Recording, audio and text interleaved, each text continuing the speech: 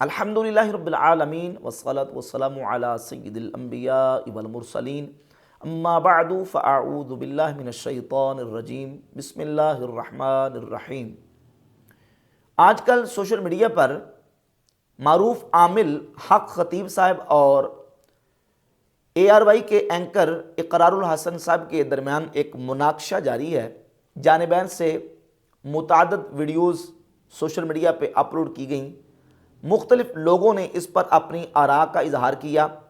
اس سارے قضیے میں چونکہ چند خصوصی جو اہل سنت کے حوالے سے باتیں ہیں ان کو ڈسکس کیا گیا، وہ زیر بحث آئیں۔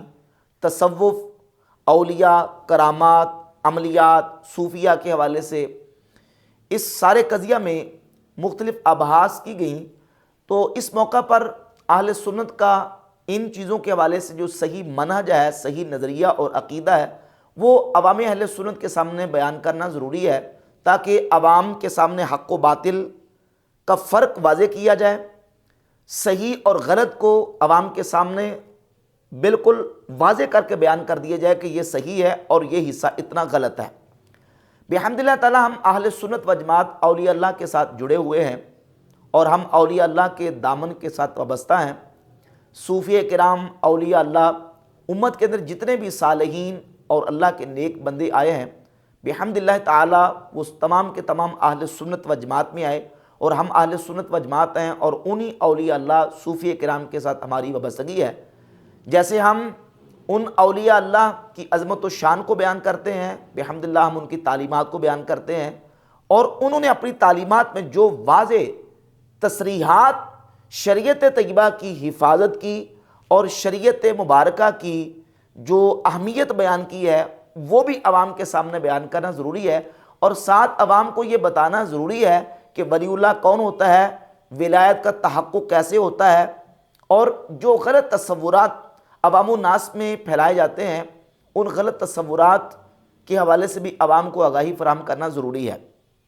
ایک غلط تصور اس حوالے سے پیش کیا جاتا ہے کہ ولی اللہ کے لیے کرامت ضروری ہے، یعنی جو بھی ولی اللہ ہوگا اس کا کرامت کر کے دکھانا ضروری ہے۔ حالانکہ یہ ایک غلط تصور ہے، قرآن و سنت سے ہمیں یہ تصور اور اولیاء اللہ کی تعلیمات سے یہ تصور ہمیں نہیں ملتا۔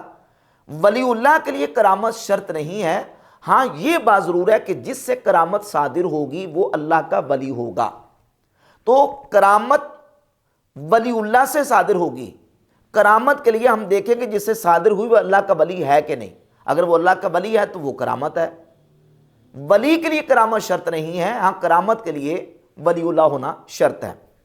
اب جب کرامت کے لیے ولی اللہ ہونا شرط ہے تو پہلے ولایت کا معیار پہچاننا ضروری ہے کہ ولی اللہ ہوتا کون ہے، ولی اللہ کسے کہا جاتا ہے۔ قرآن مجید کی سورہ یونس کی آیت نمبر 62 اور 63 میں اللہ رب العزت نے اولیاء اللہ کا مقام و مرتبہ بھی بیان فرمایا اور ولایت کی پہچان اور ولایت کا معیار بھی بیان فرمایا۔ الا ان اولیاء اللہ لا خوف علیہم ولا هم یحزنون الذین آمنوا وکانوا یتقون۔ خبردار، اللہ کے ولی ان پر کوئی خوف نہیں، ولا هم یحزنون، اور نہ وہ غمگین ہوں گے، الذین آمنوا وکانوا یتقون، وہ جو ایمان لائے اور جنہوں نے تقوی اختیار کیا۔ قرآن مجید کی اس آیت میں اللہ تعالیٰ نے پچھلی آیت میں اولیاء اللہ کا مقام و مرتبہ بیان فرمایا، ان کی فضیلت و شان بیان فرمائی، اور آیت نمبر 63 میں اللہ نے ولایت کا معیار اور ولی اللہ کی پہچان بیان فرما دی کہ جو ایمان والا ہے اور جو تقوی والا ہے۔ تو دو چیزیں ولی اللہ کے لیے شرط ہیں، اس کے پاس ایمان ہو اور اس کے پاس تقوی کی دولت موجود ہو۔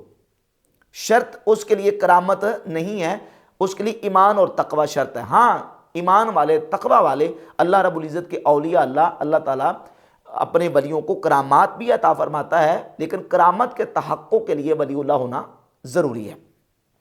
قرآن مجید کی اس آیہ مبارکہ سے ہمیں یہ بات بالکل واضح ہوگی کہ ایمان اور تقوی کس کو کہتے ہیں۔ ایمان پہلے کس کو کہتے ہیں؟ ایمان صحیح عقیدہ، صحیح نظریہ، صحیح فکر، اس کو ایمان کہتے ہیں۔ ایمان کی تشریحات و توضیحات میں آتا ہے۔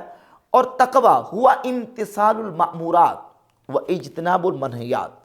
تقوی کہتے ہیں شریعت نے جن کاموں کے کرنے کا حکم دیا ان کاموں کو کرے اور جن کاموں سے شریعت نے روک دیا ان سے رک جائے۔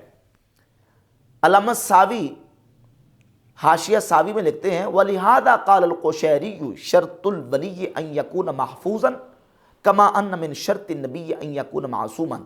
فرماتے ہیں کہ ولی کے لیے شرط ہے کہ وہ گناہوں سے محفوظ ہوتا ہے، جیسے نبی کے لیے شرط ہے کہ نبی گناہوں سے معصوم ہوتا ہے۔ اور فرماتے ہیں کہ وَكُلُّ مَنْ كَانَ، اور ہر وہ شخص کہ جس پر شریعت کو اعتراض ہو فَهُوَ مَرْدُودٌ وَمُخَادِعٌ، وہ رد کر دیا جائے گا اور وہ دھوکہ دینے والا شخص ہے، وہ ولی اللہ نہیں ہو سکتا۔ ولی وہ ہوتا ہے کہ جو ایمان والا اور اس کے پاس تقوی کی دولت موجود ہو۔ اگر وہ شریعت کی مخالفت کرتا ہے اور اس کا کوئی عمل کوئی کام شریعت کے منافی ہے تو وہ اللہ کا ولی نہیں ہوگا۔ اس لیے حضور سیدنا علی بن عثمان الحجویری المعروف تھا گنج بخش رحمۃ اللہ تعالی علیہ نے کشف المحجوب شریف میں لکھا واضح طور پہ، آپ فرماتے ہیں کہ وہ از آنچے بہیچ وجہ کرامت ولی مر حکم شرع نبی را منافات نہ کنن۔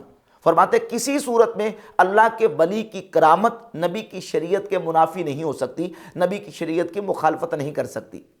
اور پھر داتا صاحب رحمۃ اللہ علیہ کشف المحجوب میں لکھتے ہیں، آپ فرماتے ہیں کہ شریعت بے حقیقت ریا بود و حقیقت بے شریعت نفاقے۔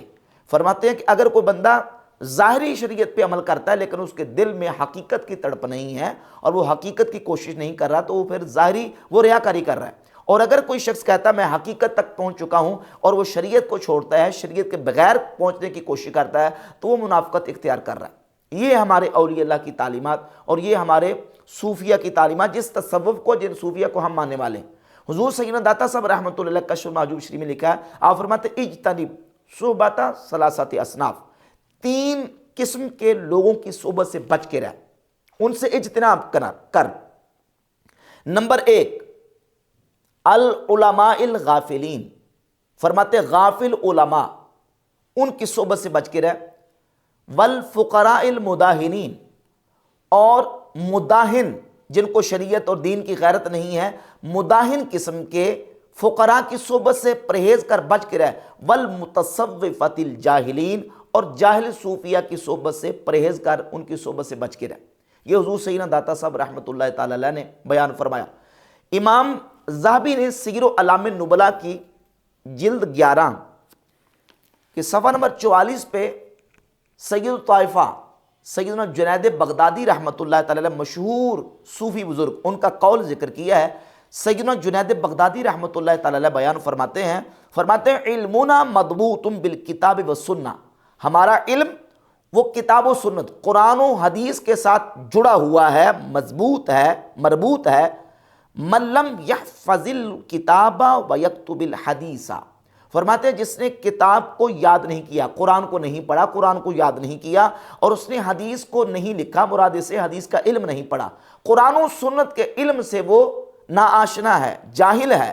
ولم یتفقہ، اور اس نے فقہ کا علم حاصل نہیں کیا، لا یقتدی بہ، اس کی اقتداء نہیں کی جائے گی، اس کی پیروی نہیں کی جائے گی۔ اور اسی طرح سیدنا تیفور بن عیسیٰ بایزید البسطامی رحمہ اللہ المتوفی 234 ہجری، ان کا قول امام بہقی نے اپنی کتاب شعب الایمان کی جلد نمبر 2 صفحہ نمبر 121 پہ صفحہ نمبر 301 پہ ذکر فرمایا، اور یہی قول سیدنا تیفور بن عیسیٰ بایزید البسطامی رحمۃ اللہ کا امام ذہبی نے سیر اعلام النبلاء کے اندر، حافظ ابن کثیر نے البدایہ والنہایہ کے اندر، اور تقریباً بہت ساری محدثین کی کتابوں کے اندر یہ قول سیدنا تیفور ابن عیسیٰ بایزید البسطامی رحمۃ اللہ کا مذکور ہے۔ امام بہقی شعب الایمان میں ذکر فرماتے ہیں صفحہ 301 پہ، لو نظرتم الی رجل اعطی من الکرامات، سیدنا بسطامی فرماتے ہیں اگر تم کسی شخص کو دیکھو کہ اس کو کرامات دی گئیں، حتی یرفع فی الہوا، حتیٰ کہ وہ ہوا میں بلند ہوتا ہے، ہوا میں اڑتا ہے، فلا تغتروا بہ، فرماتے ہیں دھوکے میں مت آ جانا، حتی تنظروا کیف تجدونہ عند الامر والنہی وحفظ الحدود واداء الشریعہ، جب تک کہ تم یہ نہ دیکھ لو کہ وہ شخص اللہ رب العزت کے احکامات کی پیروی کتنی کرتا ہے، وہ اوامر کے اوپر کتنا عمل پیرا ہوتا ہے، اور جن کاموں سے شریعت نے روکا ہے ان سے کتنا رک جاتا ہے،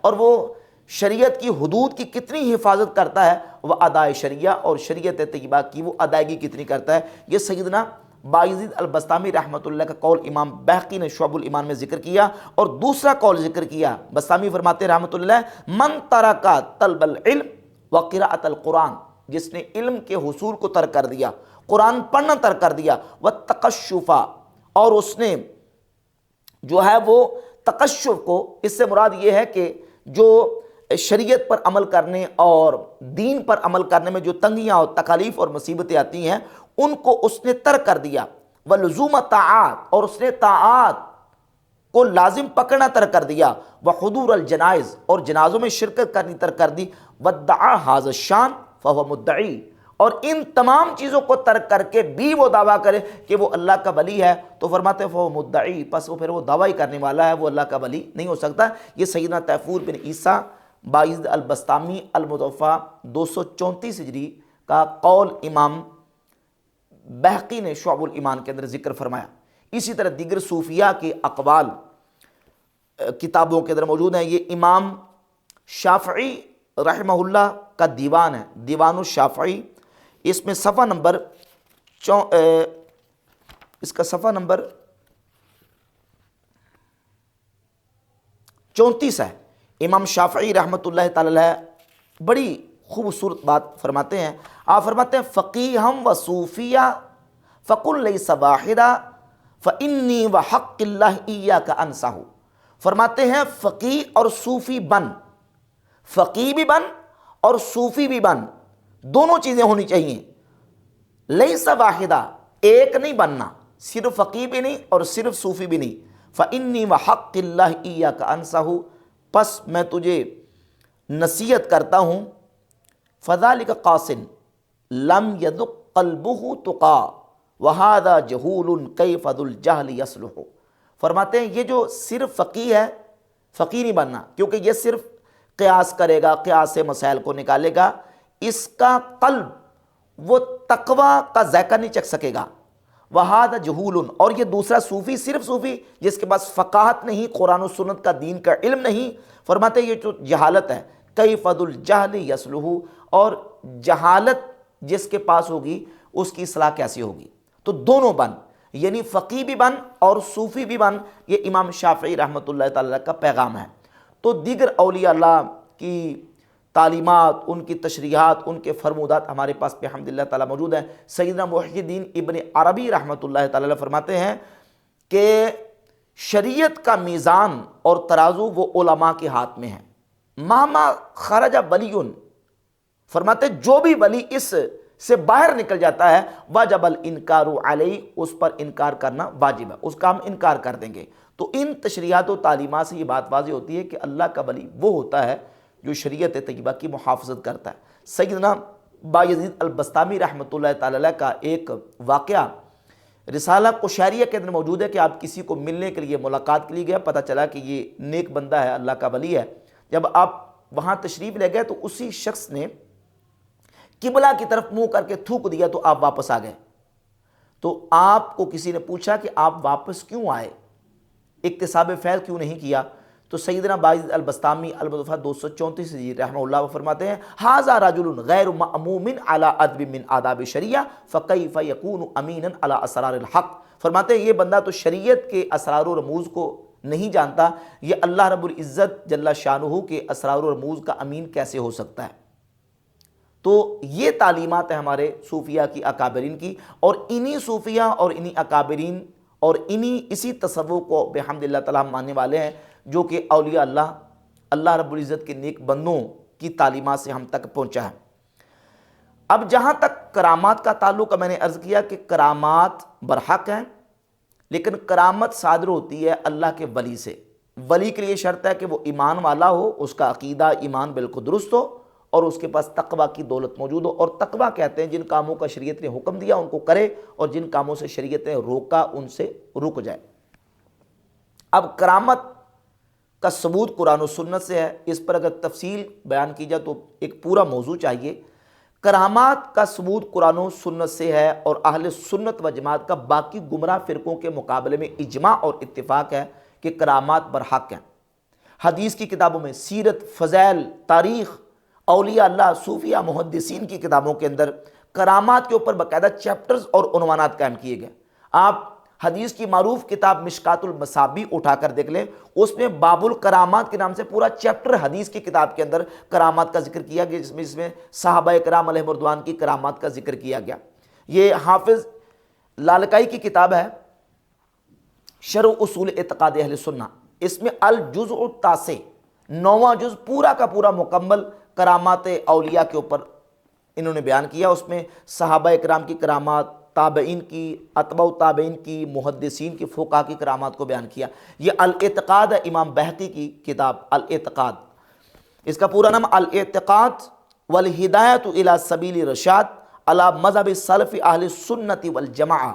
اہل سنہ والجماعہ کا جو مذہب ہے، اس میں امام بہقی رحمۃ اللہ علیہ نے پورا باب قائم کیا ہے کرامات کے عنوان سے۔ اور حضور سیدنا غوث پاک شیخ عبد القادر جیلانی رحمہ اللہ اپنی کتاب غنیۃ الطالبین کی پہلی جلد صفحہ 164 پہ کرامات کے حوالے سے اہل سنت کا عقیدہ ذکر فرماتے ہیں، وَأَجْمَعُوا عَلَى تَسْلِيمِ الْمُعْجِزَاتِ لِلْأَنْبِيَاءِ وَالْكَرَامَاتِ لِلْأَوْلِيَاءِ۔ اہل سنت کا اس پر اجماع ہے کہ انبیاء کرام علیہم الصلوات والتسلیمات سے معجزات صادر ہوتے ہیں اور اولیاء اللہ سے کرامات صادر ہوتی ہیں۔ تو کرامات برحق ہیں، لیکن کرامت کے تحقق کے لیے جس سے صادر ہوئی اس کا ولی اللہ ہونا ضروری ہے۔ جہاں تک عملیات کا تعلق ہے، کوئی شخص جاڑ پھونک کرتا ہے، عملیات کرتا ہے، دم، تعویذ وغیرہ کرتا ہے، اگر وہ شریعت کے خلاف نہیں، وہ جاڑ پھونک شرکیہ اور کفریہ جملوں پر مبنی نہیں، اور وہ عامل ہے، تو اس کے عمل سے اگر اس کے جاڑ پھونک سے کسی کو آرام آ جاتا ہے تو علاج کروانا اس سے شرعاً کسی قسم کی کوئی قباحت نہیں، بلکہ شریعت میں اس کی اجازت دی گئی ہے۔ جہاں تک قرآنی تعویذ کا تعلق ہے، اللہ رب العزت کے اسماء اور قرآن پاک کی آیات لکھ کے کسی کو تعویذ بنا کے دینا، یا قرآن پاک کی آیات پڑھ کے کسی کو دم کر دینا، اللہ کا ذکر کر کے دم کرنا، اس کے تو جواز پر اہل سنت و جماعت کا، ہمارے اکابر علماء کا کوئی اختلاف نہیں ہے، یہ جائز ہے۔ باقی جو عملیات ہیں یا جاڑ پھونک وغیرہ ہے جس میں شرکیہ اور کفریہ جملے نہ ہوں اور وہ شرعاً کوئی قابل گرفت نہ ہو، تو وہ کرنا بھی جائز ہے۔ حدیث پاک میں ہمیں اس کا جواز ملتا ہے۔ صحیح مسلم کی 5732 نمبر 5732 نمبر حدیث ہے، سیدنا عوف بن مالک الاشجعی رضی اللہ تعالیٰ عنہ فرماتے ہیں، ہم زمانہ جاہلیت میں جاڑ پھونک کیا کرتے تھے۔ آپ اندازہ لگا لیں کہ زمانہ جاہلیت میں جو جاڑ پھونک ہوتی ہوگی، ظاہر ہے کہ اس وقت تو بھی شریعت ہی نازل نہیں ہوئی، قرآن پاک ہی نازل نہیں ہوا، زمانہ جاہلیت میں کہتے کہ ہم جاڑ پھونک کیا کرتے تھے۔ فقلنا یا رسول اللہ کیف ترا فی ذالک، تو ہم نے نبی پاک علیہ الصلوۃ والسلام کی بارگاہ اقدس میں عرض کی، یا رسول اللہ آپ اس کے بارے میں کیا فرماتے ہیں؟ تو نبی کریم علیہ الصلوۃ والسلام نے فرمایا اعرضوا علی رقاکم، اپنے اس جاڑ پھونک کو، رقاق، اپنے رقاق جو ہے وہ میرے سامنے پیش کرو۔ لا بأس بالرقا ما لم یکن فیہ شرک، اگر اس جاڑ پھونک کے اندر کوئی شرک نہیں ہے تو اس کے کرنے میں کوئی حرج نہیں، لا بأس، اس میں کوئی حرج نہیں۔ نبی پاک علیہ الصلوۃ والسلام نے ایسا دم، ایسا جاڑ پھونک وغیرہ کرنے اور ایسا عمل کرنے کی اجازت دی ہے جس میں کوئی شرکیہ اور کفریہ اور خلاف شرع کوئی چیزیں موجود نہیں ہیں۔ اس کے ساتھ ایک اور حدیث جامع ترمذی میں امام ترمذی لے کے 1557 نمبر 1557، عمیر مولا ابی اللحم وہ بیان کرتے ہیں کہ میں نے نبی پاک صلی اللہ علیہ وآلہ وسلم کی بارگاہ اقدس میں اپنے اس رقیہ کو، اس جاڑ پھونک کو پیش کیا۔ اردت علیہ رقیۃً کنت ارقی بہا المجانین، جو میں مجانین، پاگلوں کے اوپر، مجنونوں کے اوپر میں جاڑ پھونک کیا کرتا تھا، وہ میں نے نبی پاک علیہ الصلوۃ والسلام کی بارگاہ اقدس میں پیش کی۔ فامرنی بطرح بعضها وحبس بعضها، تو رسول اللہ صلی اللہ علیہ وآلہ وسلم نے مجھے اس میں سے بعض چیزوں کو چھوڑ دینے اور بعض چیزوں کو رکھ لینے کا حکم دیا، یعنی جو شریعت کے خلاف تھیں ان کا حکم دے دیا کہ اس کو ختم کر دو، یہ الفاظ نہیں ہونے چاہیے، اور جو شریعت کے خلاف نہیں تھی نبی پاک علیہ الصلوۃ والسلام نے اس کو رکھ لینے کا مجھے حکم عطا فرمایا۔ تو صحیح مسلم کی اور جامع ترمذی کی ان دو روایات سے بھی یہ بات بالکل واضح ہوتی ہے کہ اگر کوئی عامل کفریہ اور شرکیہ جملے نہیں بولتا اور اس نے کوئی عمل کیا ہوا ہے اور اس کے دم سے یا اس کے کسی کو پھونک مارنے سے کسی کو آرام آ جاتا ہے، تو اس سے عمل کروانا شرعاً ناجائز اور حرام نہیں ہے۔ البتہ وہ ولی اللہ تب ہوگا جب اس کا عقیدہ، اس کا عمل وہ شریعت مبارکہ کے عین مطابق ہوگا۔ اگر عقیدے اور عمل کے اندر خرابی ہے تو تب بھی ولی اللہ نہیں، اور اگر اس کا عمل بظاہر، اس کا گیٹ اپ، اس کا حلیہ، اس کی وضاحت، اس کا طور طریقہ اور اس کے جو معاملات ہیں وہ شریعت کے مطابق نہیں ہیں بلکہ شریعت کے خلاف ہیں، محرمات کا ارتکاب کرتا ہے، اس کی وضاحت، اس کا حلیہ بھی شریعت طیبہ کے مطابق نہیں ہے، تو وہ عامل تو کہلا سکتا ہے لیکن ولی اللہ نہیں ہو سکتا۔ ولی اللہ کے لیے وہی شرائط ہیں جو میں نے قرآن و سنت اور اولیاء اللہ کی تشریحات و تصریحات سے بحمد اللہ تعالیٰ آپ کے سامنے بیان کر دی ہیں۔